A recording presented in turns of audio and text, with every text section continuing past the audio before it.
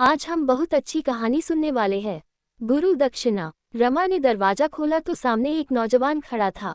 असमंजस से डूबे हुए स्वर में रमा ने पूछा, जी कहिए, किससे मिलना है आपको? अरे रमा आंटी, पहचाना नहीं? मैं हूँ रिंटू। कई साल पहले यही आपके पड़ोस में रहते थे ना हम? कहकर रिंटू चुप हो गया। अरे हाँ रिंटू, इतने सालों बाद तुम्हें यूं देखकर थोड़ी हैरान हो गई थी मैं। रमा को याद आया तो मुस्कुराते हुए उसका हाथ पकड़ भीतर ले आई। रमा अतीत को याद करने लगी। रिंटू के पिता सरकारी कर्मचारी थे। कई साल पहले ट्रांसफर से यहाँ पड़ोस में रहने आए थे। 2-3 साल रहकर फिर और किसी शहर में चले गए थे। तुम अचानक यहाँ कैसे बेटा? और तुम्हें ये घर याद था अब तक?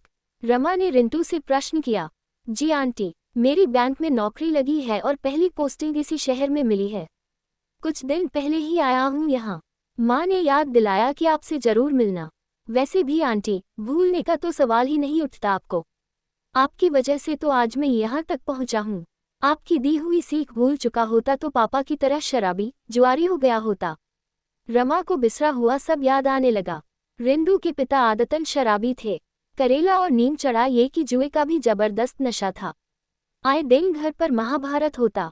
रिंटू की माँ भी परिस्थितियों के कारण गुस्सैल हो गई थी। रोज रोज की मारपीट झगड़े ने रिंटू का बचपन छीन लिया था। जैसे ही शाम होती वो भागकर रमा के घर आ जाता। जब तक उसके पिता की आवाज आनी बंद नहीं होती तब तक उन्हीं के पास दुबका रहता।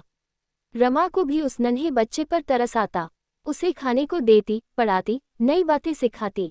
क्या सोचने लगी आंटी? मैं आपसे ही मिलने आया हूँ। आज गुरु पूर्णिमा भी है तो और कभी इससे शुभ मुहूर्त नहीं मिलता आपसे मिलने, आपका आशीर्वाद लेने का। रिंटू की बात सुनकर रमा वर्तमान में लौट आई।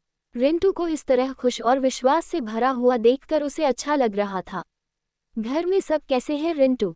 रमा ने रिंटू से पूछा। सब कौन आंटी? मैं और माँ ही हैं। पापा तो कुछ साल पहले चल बसे। उनकी जगह माँ को नौकरी मिल गई। कुछ ठहरकर रिंटू फिर बोला, याद है आंटी, जब मैं रोज आपके यहाँ आकर छुपता था, आप कितना समझाती थी मुझे। जब हम शहर छोड़कर जाने वाले थे आपने एक बात कही थी, उसी बात ने मुझे आज ये मुकाम दिया है। ऐसा क्या कहा था मैंने? मुझे तो याद नहीं, रमा ने सवाल किया। हमारे घर की हालत तो आपको याद होगी। जब हम शहर छोड़कर जाने वाले थे तब आपने मुझसे कहा था, रिंटू, कमल केवल कीचड़ में ही खिलता है। तुम्हारे घर के हालात कितने भी खराब हो तुम कभी अपने पापा की तरह बनने की सोचना भी मत। हमेशा सोचना कि कैसे इनकी तरह ना बनूं। खूब पढ़ना, मेहनत करना, अपनी माँ को सारी खुशियाँ देना। देखना एक दिन तुम्हारे पापा भी समझ जाएंगे, सुधर जाएंगे। बस सब्र रखना। और आंटी जी, मैंने आपकी बात को गांठ बांध लिया। जितनी भी मुश्किल आए, हार नहीं माना। घर में जितना भी माहौल खराब रहा, माँ को समझाता रहा कि एक दिन सब अच्छा हो जाएगा। और देखिए आज मैं एक अच्छी नौकरी पर हूँ। बस दुख यही है कि पापा नहीं है। उन्हें भी खुशी तो होती आज। रिंटू भावुक हो गया। बिल्कुल होती बेटा, कौन सा बाप बेटे की सफलता पर खुश नहीं होता, भले ही उन्होंने कितने गलत काम किए। रमा बोली, जी आंटी, आपने जो भी सिखाया था उसी का ये परिणाम है।